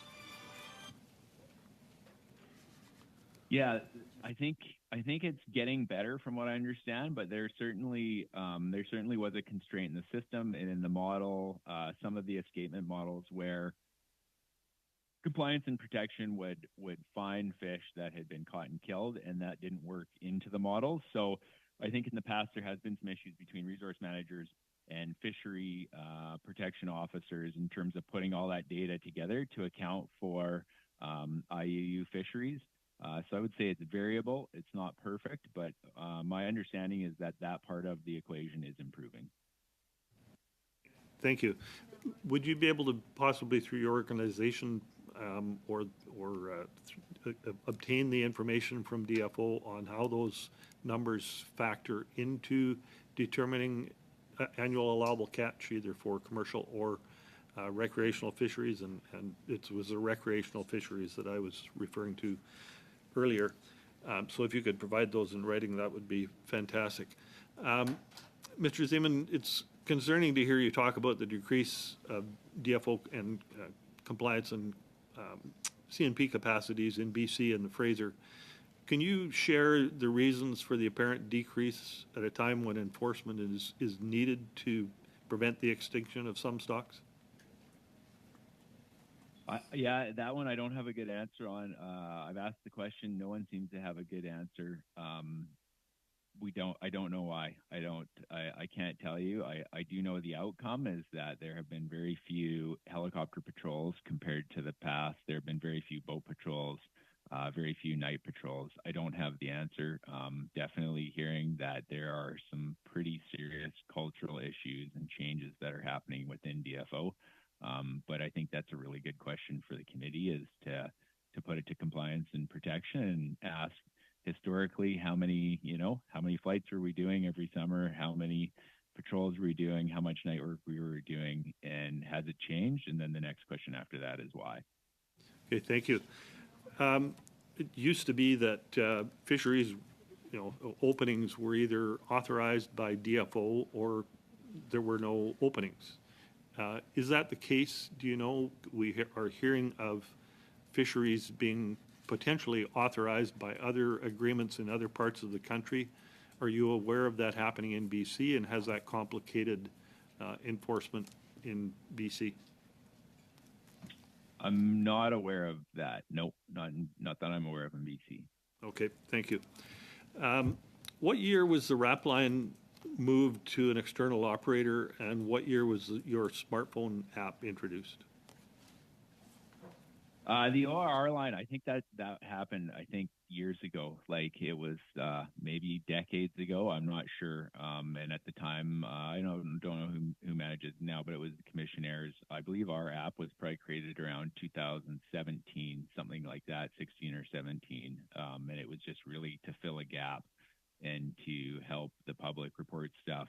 And as said, one of the other advantages around having a smartphone is it has a GPS. So it provides really good location data, which, if there's someone on one end of the phone and the other end of the phone, it's really hard to explain where you are on a river or on a road verbally. So that's the history. Okay, thank you. I'd like to drill down a little further on the effects of IUU fishing in BC. What are the effects when fish are harvested, but the harvest is not reported? And why is it essential that those fish be taken into account? Yeah, certainly. Yeah. You have to monitor it to manage it. And that applies to compliance and enforcement, or compliance and protection. That applies to fisheries management, and that applies to everybody's bank account. So if you don't know what's going into the system and you don't know what's going out of the system, you're guessing the whole way through, which makes our estimates unreliable. Can have some pretty severe conservation impacts as well. It just really increases your level of risk. And the other thing is, when we can't account for it, typically it comes out of regulated fishing, and so it impacts everyone who wants to. Thank you. 5 minutes goes quickly. If there's anything else you can provide to the committee, I'd be certainly happy to see it in writing. Thank you for my time. 5 minutes and 30 seconds goes pretty fast, too. Mr. Kellaway, for 5 minutes or less, please. Thank you, Mr. Chair, and thank you, Mr. Zeman, for your insight and your expertise. I guess this would fall under both of those, but also maybe an opinion. Is there an organized crime aspect to the illegally harvested sale of fish in BC? That's the impression that we've been given by former DFO officers, but again, compliance and protection, I feel like, would be the best to speak to that in a meaningful way. Okay. So again, based on observations or opinion, do you know if the RCMP is aware and if they're doing anything to try and intervene? Because I think clearly what we're seeing here is this is a web of responsibilities. DFO has its responsibility. CBSA has some responsibility. Provincial police and RCMP may have certainly some responsibility as well. Are you seeing any interaction on the ground with respect to the RCMP? I can't speak. I can't articulate to that effect. I do know that my discussions with DFO and CBSA do work together. That has been made clear to us. RCMP's role in that, I'm not aware of. Okay. I'm an Atlantic Canadian, and so I'm getting familiar with BC. But I'm just wondering, when it comes to the illegally harvesting of fish, are there certain communities that are more impacted than others? Is there like a top-tier level of communities that have more illegal fishing and harvesting of the fish than others? That's a good question. I'm just thinking there, it seems like through the app there are places and times where there are increased reports of infractions, but it's really hard to say whether that's a function of there being a lot of people, i.e. eyes and ears, out in those places. So it would be really challenging to put that data together. That may be the best for compliance and protection. Certainly, you know, as it relates to the app that we have, it works really well where there's a lot of people.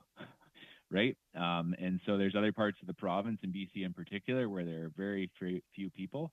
So it's hard to say. I would say in terms of the impacts, we're all impacted by IUU. Everyone who cares about fish, about salmon, who wants to go fishing, every store owner who sells tackle, everyone is impacted. So I think this has been asked in one form or fashion, but I'm wondering if you can just kind of drill down deeply in terms of the ecosystem impact caused by illegal fishing. And perhaps it can be something that you're seeing now or something that you have seen. You can go past, present, and future with respect to illegal fishing, and why from an ecosystem perspective, this is absolutely critical and important. If you could highlight that for us, that'd be great. It's a challenging question to answer because we don't actually know how much is coming out of the bucket every single year as it relates to IAU. So it makes it really hard to make a guess. You know, one of the big announcements that came out was around the provincial nature agreement and protecting old growth forests. I mean, as we know, as we continue to learn on the coast, old growth forests are often fed by salmon carcasses, which are moved by bears, right? So the answer is we're all interconnected. We need to take care of this resource if we want old growth trees, if we want to take care of grizzly bears, and here in British Columbia, we're going to need salmon in our rivers. Again, in the absence of properly funded and staffed compliance and protection agency, we really don't know how much goes missing, right? We have these cases where people get busted or fines or end up in court, but I think, you know, we're only really scratching the surface as it relates to IUU, and it's an unknown, it feels like. Time to have, Mr. Chair? 45 seconds. Okay.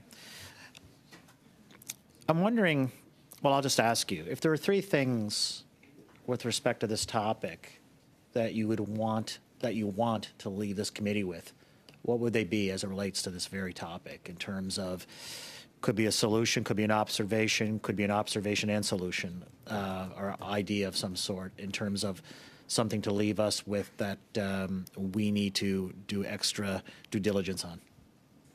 Yeah, in my mind, a lot of this, again, it comes to outcomes. And so in my mind, it would be developing a metric to say, how many officers do we need per square kilometer of river or per 1,000 square kilometers of river?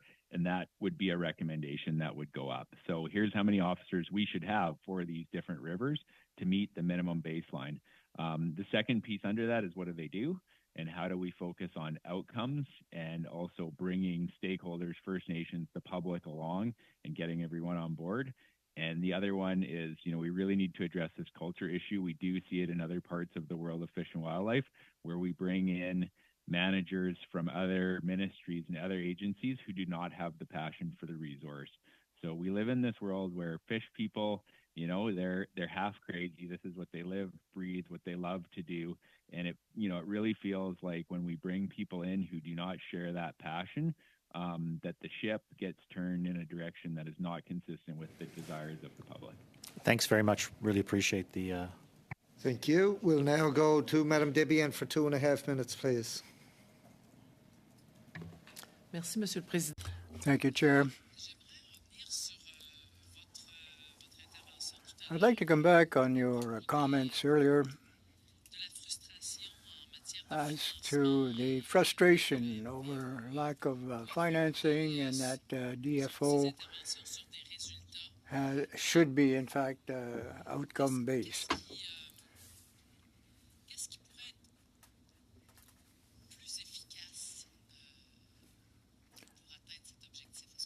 What would be most efficient in attaining these results? More money, more application of agents in the field, what would be the priority? What would you do first? And then which would be the most constructive approach?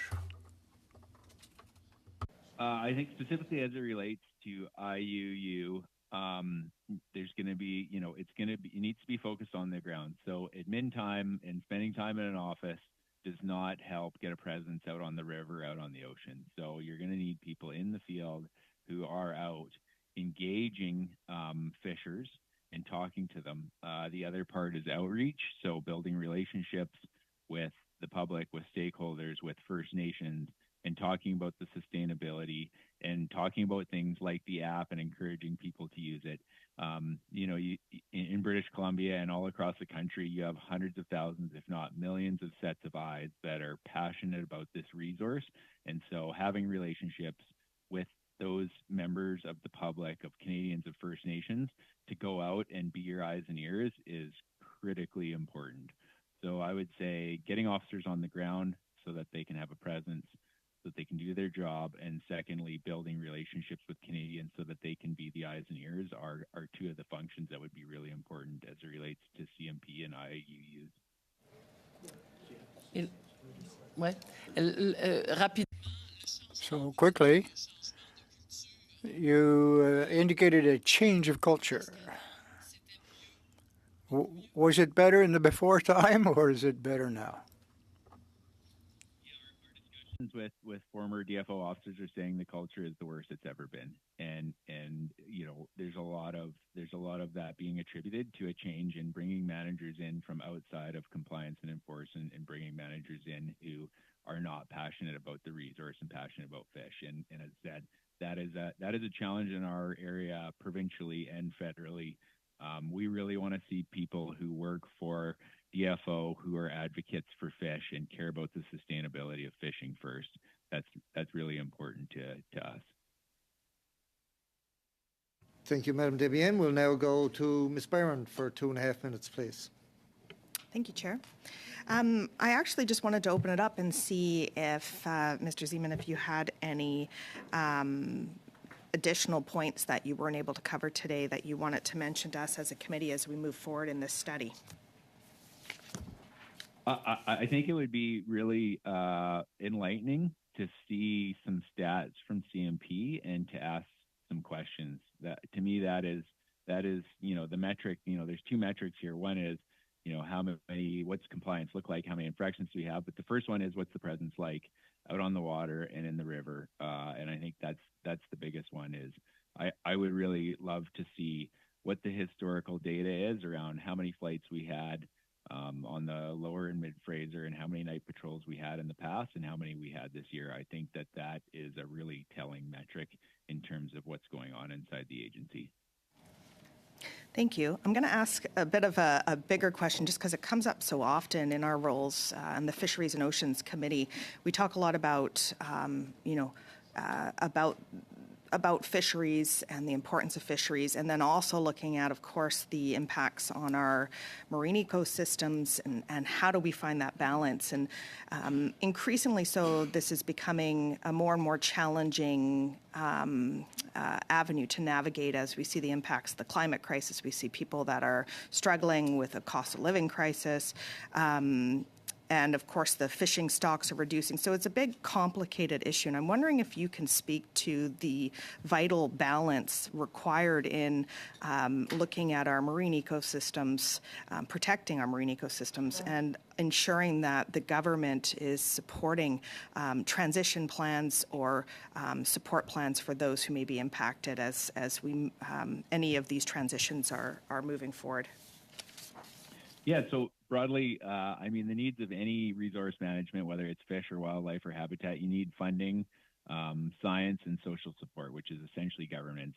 The funding piece is one of the critical pieces in Canada. So when we look south of the border, they have dedicated funding mechanisms. So they have funding mechanisms where dollars flow directly from the purchase of hunting and fishing gear, where dollars from resource extraction fund directly into compensation. One other example is in the Columbia Basin here, which is in British Columbia, 30% of it, and then 70% is in the United States. Due to hydroelectric development, we have a compensation program which spends, $5.5 to $6 million a year on, trying to offset or compensate for the losses to fish and wildlife, including salmon. When we look south of the border, their funding is north of $500 million a year in 70% of the basin. And I will add that Canada and British Columbia are net beneficiaries of the Columbia Basin Treaty. So the bottom line here in Canada is we need dedicated long-term funding to take care of our salmon, and we currently do not have that. Salmon, quite frankly, do not operate on 4-year timescales like our electoral process. And so, when times get tough, the first thing that's cut is the environment. And when times are good, the last thing that gets funding is the environment. Canada really needs to move to a sustainable long-term funding model, which is dedicated to taking care of our fish, wildlife, and habitat. Unless we do that, I think things are going to continue to slide.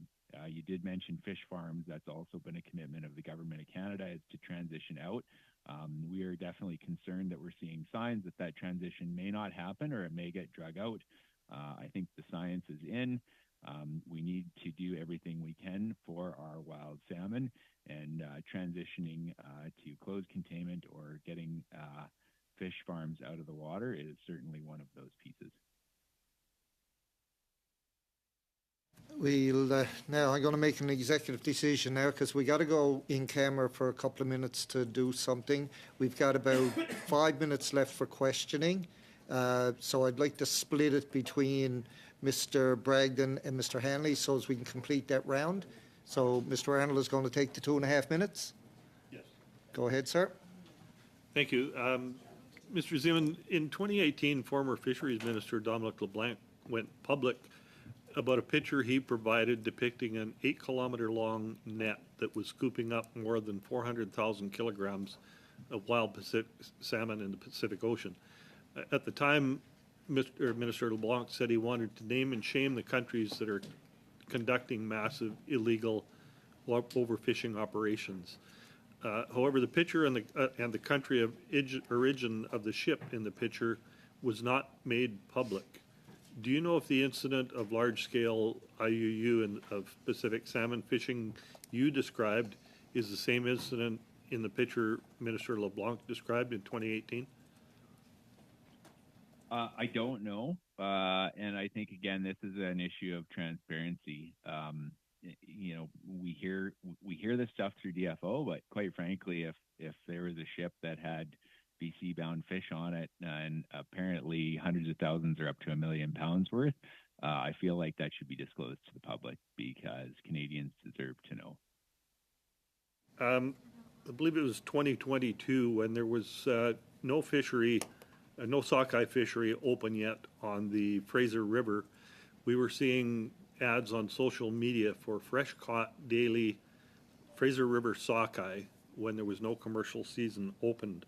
And then a few days later, when these issues were raised, there was a very brief, I believe, 1-day opening for Fraser River sockeye for British Columbia fishers. Do you feel that that brief opening negated the opportunity for compliance and protection officers to investigate and prosecute those posts and alleged illegal fishing sales that were happening at the time?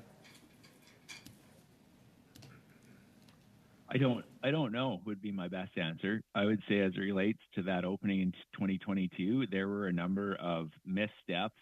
I think there were literally hundreds of thousands of fish that the Pacific Salmon Commission believe hit the mouth of the Fraser River but didn't end up spawning.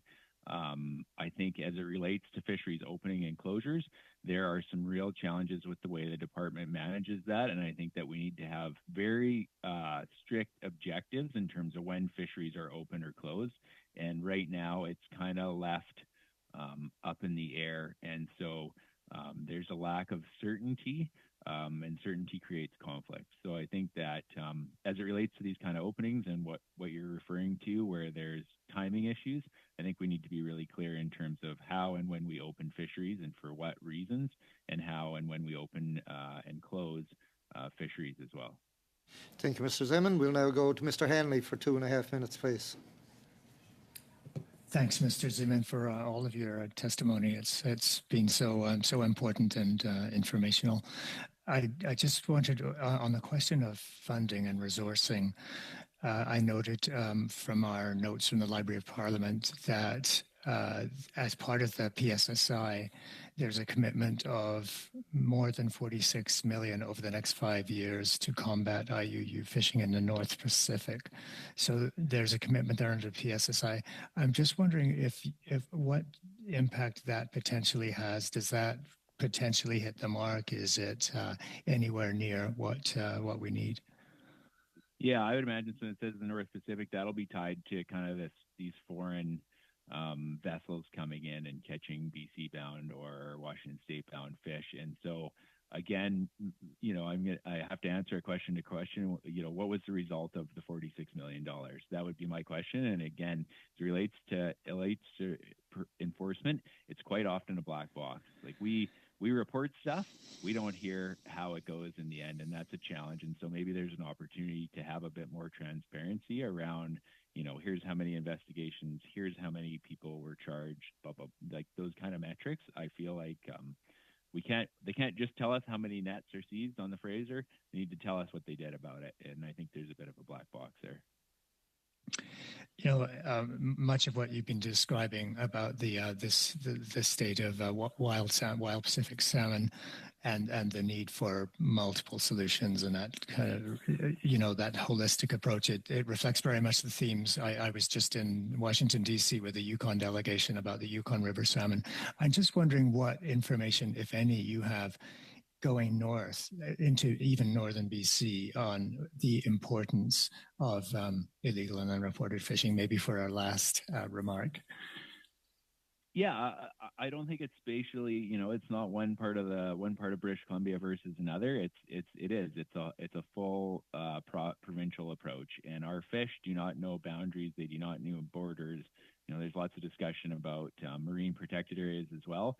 Salmon swim through it all. They, the front end of the Fraser right around Richmond and Vancouver, it is a fully industrialized area. So we can't think that the world stops and starts there. We have to think about a whole approach, which includes going all the way up to Alaska and into waters outside of Canada's waters for sure. Thank you. Thank you, Mr. Zeman, for your participation in the committee work today. Thank you for appearing and sharing your knowledge with the committee as we go through this particular study. I'm going to let you sign off now so as we can take a moment to go in camera to do a very small bit of committee business. Thank you very much for your time.